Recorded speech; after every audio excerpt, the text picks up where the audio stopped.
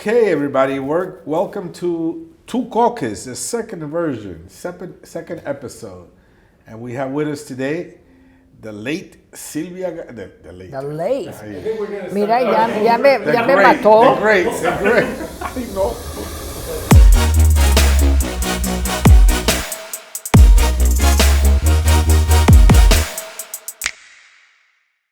Welcome, everybody, to the second episode of Two Caucus. And we have with us today the great Silvia Garcia from Texas, from Houston, Texas.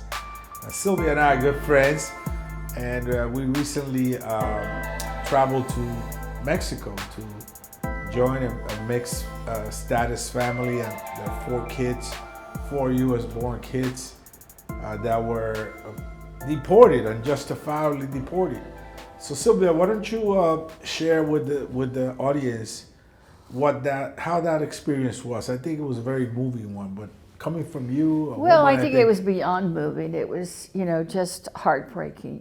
When you see a mother like the next day was Mother's Day in Mexico, and there we were talking to a mother, crying with us because her daughter needs cancer treatment. She's 10 years old, has a rare brain cancer. It's so rare that they haven't even named it yet. And she was traveling from South Texas up to Houston for an emergency visit. She had surgery 2 years before in Houston. So this was just something they had been doing for 2 years, back and forth, trying to take care of their little daughter. The only difference this year was Donald Trump and his cruel, horrific deportation policies that they picked up not only the little girl, but also, as you said, 3 siblings that are also American-born. Her older brother, too, that has a heart condition. A heart problem. They're all Texans. They were born in Texas. They've been in the United States for 10 years. Mm-hmm. They've been going back and forth from the Valley to Houston to seek treatment. But this time they got stopped. They got harassed. They were treated, to quote the mother, as if they were animals. She said it, los trataron como animales. Así es. So, in Spanish it just sounds so much stronger, animales. And you can just picture it because of the way they described, they ridiculed her and told her that the birth certificates she had for all the 4 children to prove they're American, that she had bought them, that they weren't true. They teased her about the need for a lawyer, and then they finally gave her a phone, and once she dialed, they hung it up because they never really had believed that she knew a lawyer. Then the father asked, well, I'd like to see a judge, and they kind of said something like, this is their words, that the father said, they looked at me and said, you don't need a judge, we have all the power, we know somebody in Washington. Yes. I mean, this is y really les quitaron las medicinas de la niña. Y también los equipos al hermanito. Mm-hmm. Really, this was, you and I saw it firsthand. It's heartbreaking stuff.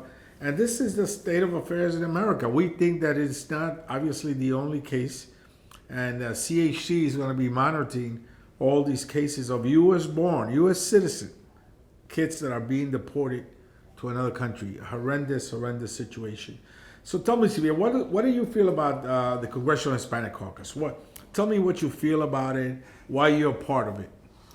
Well, I think the Congressional Hispanic Caucus plays a very, very critical and vital role in raising voices among everything that goes on across our desk here in Congress. The number of bills, amendments, regulations, resolutions. Cada día the stack gets, somebody has to sort through all that. Correct. And identify what it impacts us, good or bad, in terms of Latinos across this nation. Remember, we're over 20%. 1 out of 6 Americans is a Latino American.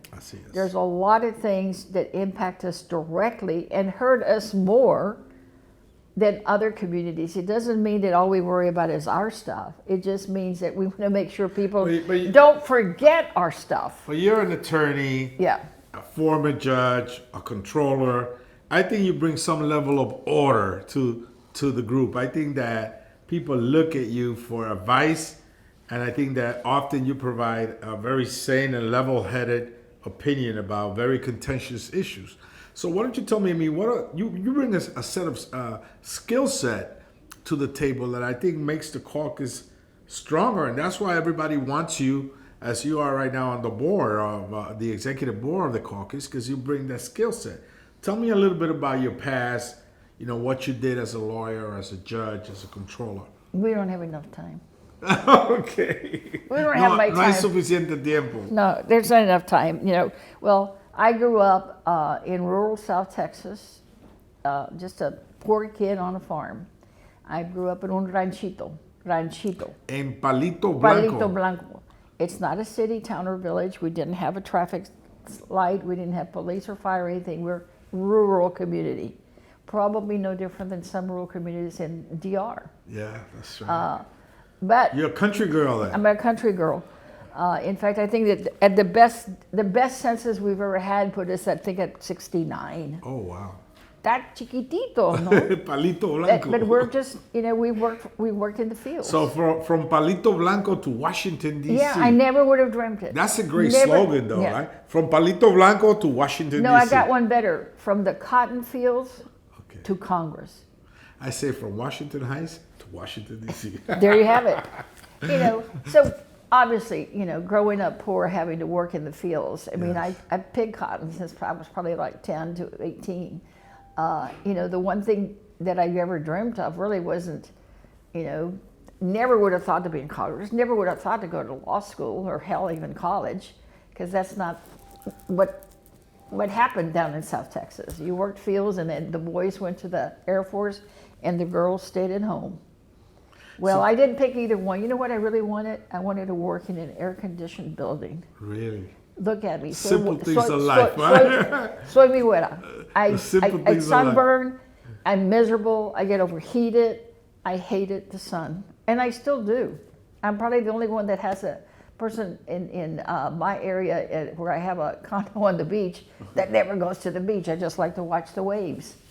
So tell me, Houston, right? You represent Houston, and you've been inviting me to go to that rodeo. I missed it for 2 years. I got to go there because you're big on the rodeo. Tell me a little bit about your district. Ya no te creo, No, yo voy ahí vestido de vaquero, tú sabes, de charro. No. Dime un poquito de tu distrito. Well, I came to Houston after college to look for a job, and I've just stayed there. So Houston has been really good to me because Houston is a very welcoming city.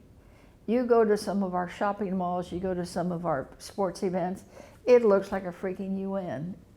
We have the most restaurants of any city only next to Manhattan. Wow. And she has a Mama Juana over there in Houston, too. And I've been there. They treated me really well. She went to Mama Juana in New York and Mama Juana in Houston. But my district is a Latino district. We have probably, I think, 4 or 5 members of Congress that share parts of Houston. Yes. I have the bigger chunk of all the Latino community. My district, 77%. Probably 80% are Mexican American. The others are just a little mix of here and there. I don't have very many Dominicans there in the southwest part of town. They don't venture out that way. No. Okay. No, it's puro Latino. So you talk about Tex-Mex food, margaritas, hard workers, and that's why we're there because my area has all the plants. It has the port, and it has a lot of the railroad facilities. So we're the workers. I tease one of my colleagues in Houston that has the tech corridor that she's got the suits. I have the hard hats. That's good. That's good. And you were selected by Speaker Pelosi to be in the impeachment process as a manager. Mm-hmm. Why don't you tell me a little? How was that like? Well, it was really interesting. I've been a lawyer for many years, and of course, I've been a judge, and. To me, that was one of the greatest honor. I mean, who wouldn't want to preside, yes. Over the trial of the century in front of the Chief Justice of the Supreme Court in the Senate chamber. I mean, it's like, frankly, when we went up there, there was all the pomp and circumstance of going over to the Senate to read the articles. I remember it. I stood there and I went, oh shit, it's really happening. You know, Estoy that's one of aquí. the thoughts that, you know, like what am I doing here? Llegamos y no nos vamos. Because again, it's not anything you would have ever dreamt of doing. But you also knew the weight of the moment. Yes. How, you know, it was a very solemn procession going over to the Senate chamber, and then when I heard my name called, and it was the first time for me to go up to the podium, I just said in my head, you know, please, you know, Lord, let the words come out. But once I started talking, then it just kind of flowed. And I had waited all day because we were delayed, and I don't think I got to make any of my arguments the first night, probably till around 10 or 10:30. That when I said that, Hakeem goes, man, you really got your second win. And So let me ask you some questions, real quick answers. Okay. Houston or the Rangers? The Houston Astros or the Rangers? Houston. Who are the Rangers? Fish or red meat? Red meat. A good steak. A good steak, a good Texas steak. Good Texas. Wine or rum? Rum. Rum. Dark. All right. Dark. Rum. From DR. Oh my God, she's got it. Don't raid my office here, please. Saludos a todos.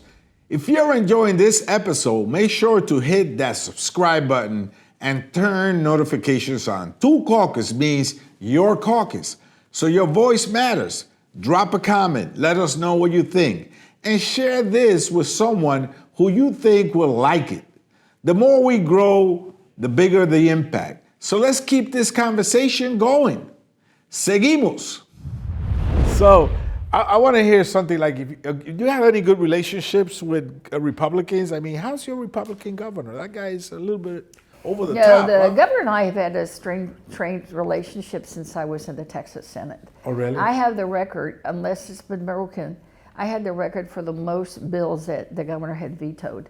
Wow. One session, I think he vetoed, I forget, it was 6 or 7 bills. And he had it for you, huh? Yeah, because I carried a lot of labor, and I had passed that year, I think 2 or 3 labor-related bills. And then he was so against women's reproductive rights, yes, women's voting rights, anything with women. So I was convinced that they must have had like a word search on their computer to just say, anytime Sylvia Garcia's name came up, just automatic no, right? Yeah. Well, I think that speaks highly of you. I mean, we've seen what he did with the migrants and how he sent them to different states, creating havoc all over the country, and the kind of stuff that he's done against working class people and women. So you've been a champion for the average person in Texas, and we commend you for that. And that's a feather on your cap. I think that's a badge of courage that he vetoed your bills. Well, he's done that, and I was the only senator that he did not invite to the mansion to have he was inviting everybody to come over and, you know, one of these sessions where they just say, well, tell me your priorities, how can we work together? It was the only one he didn't invite. All the others got invited. So I just, it's straight. Déjalo tranquilo, solo, en su esquina. But you know what, the thing that always worried me the most was it always seemed that our governor started a lot of the anti-immigrant stuff. Yes. And it really started with a governor before him that formed, I think it was called Operation Quarterback. And it was to pump up more money to fight things in the frontera, in the. And how was your relationship border with George W. Bush?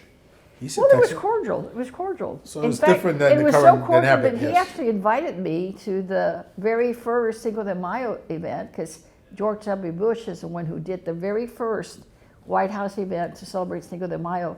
And I got invited, and all my Democratic friends were like, wow, you got invited? I said, well, I guess it's trying to be collegial. I'm an office bipartisan, holder. Yeah, I'm an office holder, and I guess they just invited everybody. And what drove you, with all your accomplishments and your legal background, a judge, a controller, I mean, an impressive county commissioner, you know, what drove you to run for Congress? What was the motivator behind that? You know, I actually had run before in 1992, which was the year of the woman. Yes. And I had come out third, and always had it on my mind. Do it again. Well, because I didn't want to waste my time. I've always had an interest in policy. So I became a judge and then decided that that's not really what I wanted. Judges are they're so muzzled about what they can and can't say publicly or what they can get involved with. When somebody tries to tell you that you can't even sell Girl Scout cookies because you're lending your prestige to the Girl Scouts versus other groups, something's wrong with that kind of rule. So you bolted out and you came to the U.S. Congress. Well, no, I ran for something else, but what I'm saying is I didn't win, and I did other things along the way, and then it was a surprise. So it didn't come easy for you to come here? No, because the first time I ran was 92. Wow. Then I came up here in what, 2018? 2018, yes. Well, And, you've done great for yourself here. You're done a few things along the way. You're respected, and you got, like I said before, skill sets that everybody wants around. I know that as caucus chair, the first thing I said, I'm not going to do this unless Sylvia Garcia is part of the executive board. And then I had to twist your arm a little bit. You did, but I chased you around for a while. Yeah. But no, I'm glad happy you to serve accepted. I'm glad you accepted. And I think that CHC plays such a critical role because, again, it's not about the only thing. It's about just making sure that they don't forget and some of the issues that we raise. But for us being here, nobody else raises them. And the Latino population is doing nothing more than growing. In Texas alone, we're no longer the sleeping giant. We are the giant. Over half of the the population that we had last time was Latinos. Well, here you have it, folks. The great Sylvia Garcia de Houston. Y es abogada, fue jueza, controladora y comisionada. Y ahora es miembro del Congreso de los Estados Unidos de América. Sylvia Garcia, gracias por estar con nosotros. Gracias. Te veo en el rodeo. El rodeo, vamos para. Voy vestido de charro, ¿eh? Así que bien. Thanks for watching Two Caucus. If you haven't already, hit subscribe and turn on notifications. You don't want to miss what's coming up next. Drop a comment, share this with someone who needs to hear it. And we'll see you next time on Two Caucus.